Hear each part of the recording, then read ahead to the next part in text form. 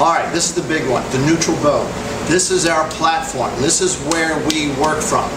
Right?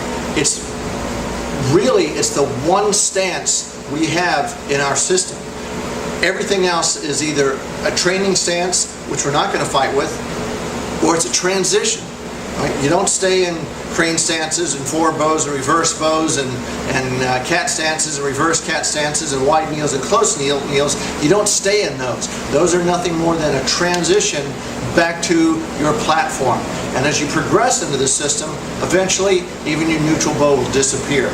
Even that will become a transitional stance as you work through your strikes and weapons. All right?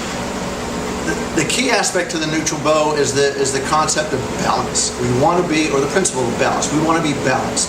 Right? And balance doesn't mean just on our weight, but it also means on the ability to use our weapons while minimizing targets that are presented to somebody else's weapons. Right? So we work on that three-dimensional aspect of the world. You know, depth, height, width. When I step back into a neutral bow, what I'm looking for example, if I'm using this little center line down here as a reference point, what I want to be able to do is I want to be able to slide my foot back and then pivot to the point where I have I've created what we call a toe and a heel line. That allows the back weapon to be ready to engage anything that's in front of me without having to move the body out of the way. Okay? So if I hide that back foot, I'm beginning to nullify my right hand, and I'm beginning to nullify my rear leg. Right? Plus, I've neutralized a lot of targets with that transition, but at the same time I've also neutralized weapons. And then the inverse goes. I can square up. Now I've got, all kinds of weapons right in front of me. And they're easy, faster, closer. Everything is there. But now I've given them a ton of targets. So what I want to do is I want to 45 my body or blade my body and give them minimal targets while making sure all my weapons are ready to engage without an excessive body transition in order to make that happen. Right? So as I step back, and I usually start my neutral bows from a natural stance from here. So as I slide that foot back, boom, there's that, I fall right into position. Now, you have a classic neutral bow and you have a liquid neutral bow, or liquid bows. You'll see that in our reverse bow and forward bow, that concept of liquidity. Okay?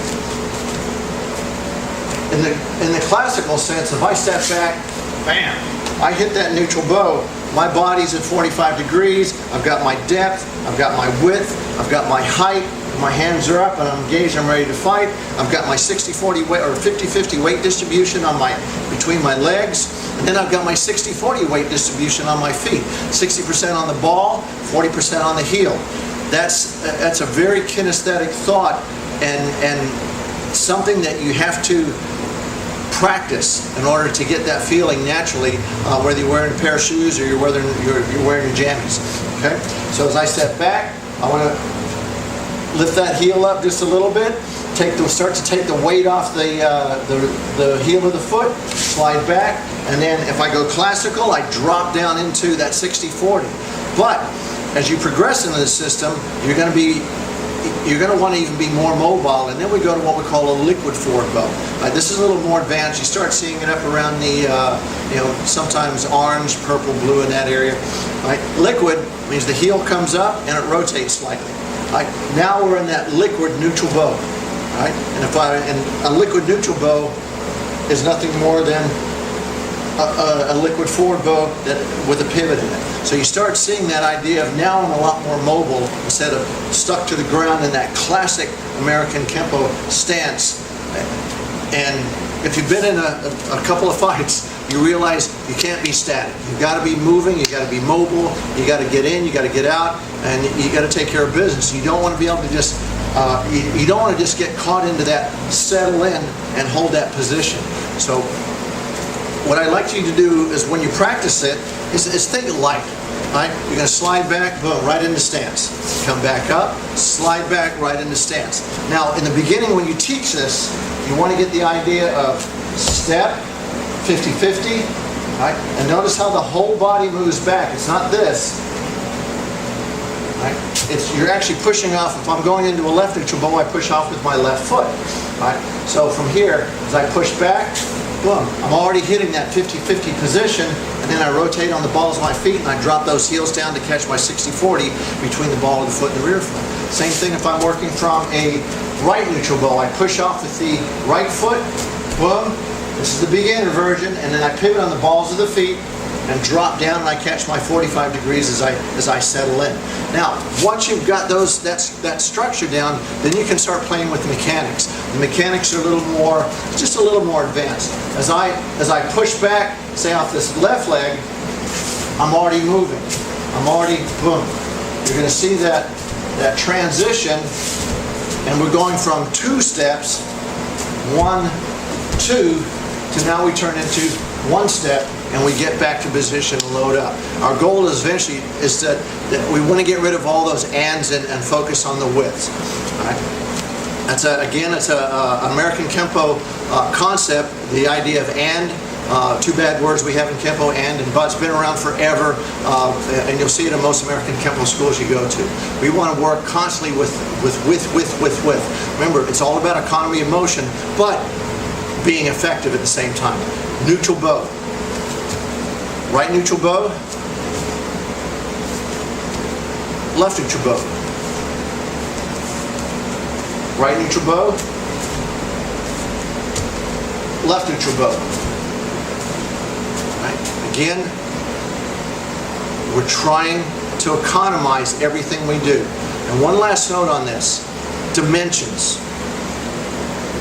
Depth, height, width. When I move, whether I'm going forward or backwards, for example, I go forward, I'm seeking depth. Right? Even if I go backward, I'm seeking depth. Right? So there's our first dimension.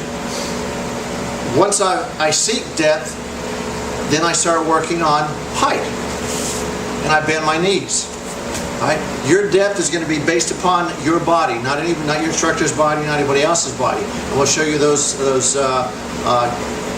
measurement points here in just a second. So again, I seek depth, height, width. Right? So you get that, boom, and catch that body and get everything going around. So there's our 3 dimensions, depth, height, width, when we seek the neutral bow or work that neutral bow. Now,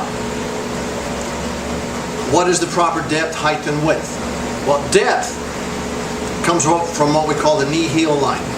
In other words, if I step back and rotate into position, all right, that should be about, this knee should line up with this heel. If I were to pivot on the balls of my feet and drop that knee down, that knee should be right around where my heel is, give or take. Nobody's going to measure it, but it's going to be pretty close. Right? So that's how deep my stance should be. If I'm back here, yes, I'm really stable, but I've lost some of my mobility. Right? And if I'm way up here, I have a lot of mobility, but I've lost some of my stability. And again, that goes back to that neutral bow concept of we don't know who we're going to fight. We're going to fight grapplers, we're going to fight boxers, we're going to fight kickboxers, and then every combination thereof. So we've got to get the best combination of stability and mobility while keeping our weapons engaged and minimizing targets. Lots of things happening with a neutral bow, right, that we want to stay focused on in the beginning, because after a while you don't want to focus on your neutral bow anymore. You want to fight. You want to get your weapons in there and take care of business. So the neutral bow, especially yellow, orange, purple through those belts, it's paramount that you focus on getting that neutral bow correctly to the point where you don't think about it anymore. It's not something you go, oh, right foot back, left foot, rotate, drop. You can't think about that kind of stuff in the middle of a fight. If it's not internalized by purple belt, you're having problems, and the rest of your Kempo is going to go by the wayside. Right? So we've got how deep our stance should be, how wide should our stance be? Well, we just kind of talked about that a minute ago. As I slide and pivot, I pop that back, wham, right? Then I'm going to create what we call that toe heel line. That should be about right where, or how wide our stance should be. Again, too narrow, too wide, give or take. Right? And everybody's going to be just a little bit different, but you're going to be close. Nobody's going to get out there with a ruler or a protractor and measure how exact you are. You're looking for ballpark figures in the middle of a fight. Right? You want to be as close as you can as possible without thinking about it, but that's the eventual goal of what we're trying to accomplish with our neutral bow. Right? Neutral bow, that's our platform. That's our primary stance. Everything else is a transition. This is something you got to practice over and over and over and over, and before you even get to the point where you really start incorporating your weapons into it. You know, your weapons are going to be useless without a foundation to support them.